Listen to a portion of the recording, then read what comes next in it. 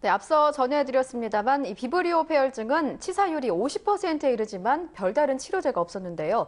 비브리오 폐혈증균의 인체 내 생존 기작 규명의 의의와 앞으로의 전망, 한국생명공학연구원 생체방어시스템 연구센터 김명희 박사 전화로 연결해 자세히 알아보겠습니다. 안녕하십니까? 네, 안녕하세요. 김명희입니다. 예, 이 비브리오 폐혈증 해마다 여름철이면 자주 듣는데요. 어떤 질환인가요? 네, 비브리오 폐혈증은 그 비브리오 벌리피커스라는 여름철마다 찾아오는 그 불청객이죠. 폐혈증균에 의해서 발생합니다. 그 주로 폐혈증균에 오염된 어패류 섭취나 또는 이 균이 오염된 바닷물에 상처가 난 피부가 노출됐을 때 발생되는 급성 감염 질환입니다. 예. 국내에서는 매년 40명에서 80명의 환자가 발생하고 있고 특히 해수 온도가 올라가는 여름철에 많이 발생하고 있습니다. 그리고 서해안과 남해안 지역에서 환자가 특징적으로 다수 발생하고 있습니다. 그런데 이 균은 건강한 사람에게 감염이 되면 빠른 항생제 투여 등의 병원 치료에서 대부분 회복이 됩니다. 예. 그런데 이제 그 면역력이 저하되어 있는 간질환 환자나 뭐 당뇨병, 암 환자 등의 환자들에게 감염될 때는 이 혈류를 통해서 이 세균이 급속도로 감염됩니다. 그러면은 전신성 염증 반응을 나타내는 폐혈증으로 전환될 가능성이 높게 되는데요. 예. 일단 이렇게 폐혈증으로 전환이 되면 치료하기가 어려워서 50% 이상의 환자가 48시간 이내에 사망하는 감염병입니다. 예, 그렇군요. 앞서 항생제 처방도 말씀해 주셨지만 현재 비브리오 폐혈증만을 위한 백신이나 치료제는 없다는 걸로 알고 있는데요. 그 이유를 알 수 있을까요? 네, 이렇게 사망률이 높은 감염병인데도 불구하고 이렇게 특정 계절이나 또는 특정 지역에서만 대부분 발생하고 있기 때문에 그 다른 감염 질환에 비해서 시장성은 작습니다. 그래서 따라서 그동안 치료제나 백신 개발을 위한 투자가 많이 되어 있지 않은 그런 이유로 인해서 이런 그 비브리오 폐혈증균에 대한 특정 치료제나 백신 개발이 되지 않은 것 같습니다. 일반적으로는 항생제 등으로 항생제 등으로 치료를 하고 있는 상황이고요. 예.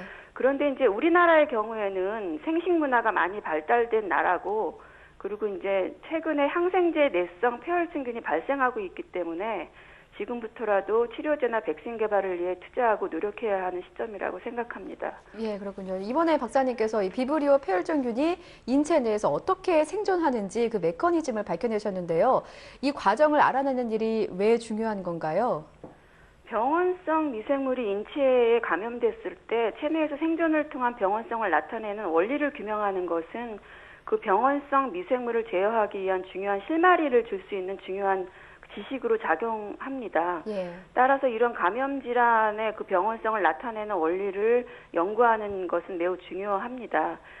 이러한 이유로 세계 많은 연구 그룹에서 이러한 그 병원성을 나타내는 연구를 지속적으로 연구해오고 있습니다. 그렇지만 아직까지는 그 명확하게 인체 내에서 이러한 병원성균이 어떤 생존 방식을 이용해서 병원성을 나타내는지에 대한 연구가 되어 있지 않기 때문에 이번 연구 결과를 기점으로 앞으로 더욱 중요한 연구 결과들이 나올 것으로 기대해 봅니다. 예, 그렇군요. 이 비브리오 폐혈증균의 생존을 돕는 단백질이 있다고 하던데요.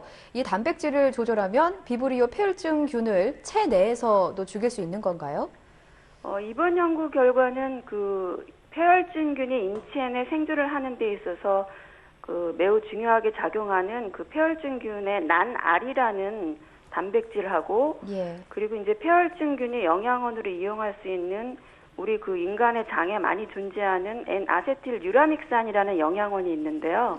이 영양원의 중간 대사체 물질과의 결합체, 이 결합체의 입체 구조를 규명해서 이룬 결과입니다. 그래서 간단하게 소개해드리면 이 비브리오 폐혈증균이 인체 내로 감염이 되면 생존과 성장을 위한 에너지원이 필요하게 됩니다.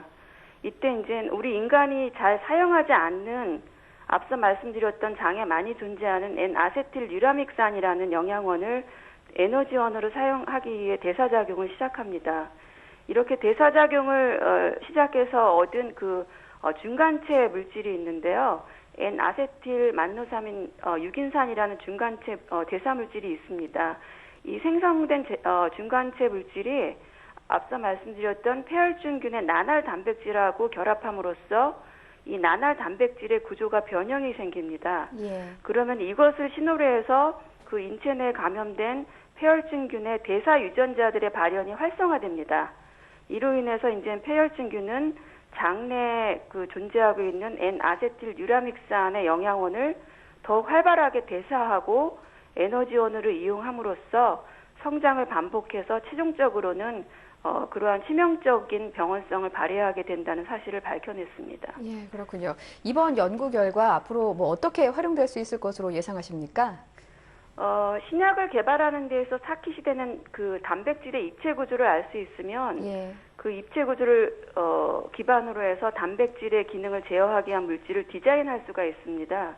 그래서 예를 들어서 그 인플루엔자 바이러스 감염 치료제로 그 유명한 타미플루의 개발에 있어서도 그 타켓 단백질인 인플루엔자 바이러스의 뉴라미니데이즈라는 단백질의 입체 구조를 규명했기 때문에 단기간에 그 이와 같이 중요한 그 치료제인 타미플루라는 항바이러스제를 개발하는 데 성공할 수 있었던 것입니다. 예. 따라서 이제 이번 연구 결과를 통해서 확보한 이 나날 단백질하고 그리고 이제 장내 영양원의 중간 대사물질하고의 이 결합체의 입체 구조는 앞으로 이 나날 단백질의 기능을 제어하는 물질을 개발하는데 활용이 될 계획입니다. 그래서 따라서 이러한 물질이 개발이 돼서 이 나날 단백질의 기능을 제어할 수 있다면 곧 그 폐혈증균의 그 영양원 대사를 저해할 수 있는 거고 폐혈증균이 우리 인체 내에서 생존을 억제할 수가 있습니다. 예. 이렇게 성장이 억제된 병원성균은